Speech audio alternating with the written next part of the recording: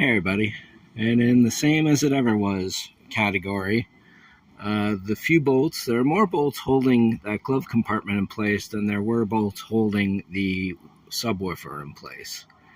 Now that I am looking for those bolts, I can't find them. There's a little plastic baggie in here that has the screws to hold on the center tunnel, so I've got those. And I have no idea where I put these 4 to 6 bolts. It's like 10 or 12 holding that together. Let's see, 2, 4, 6, 7, or 8. So yeah, I looked in the car, I looked in the trunk, I looked inside things that are inside the trunk. I opened things up and looked everywhere and cannot find them.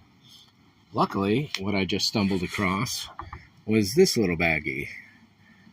350Z Spare Parts Junkyard. This is what I pulled from the junkyard last year, and it looks like most all of the bolts I need, so that's lucky.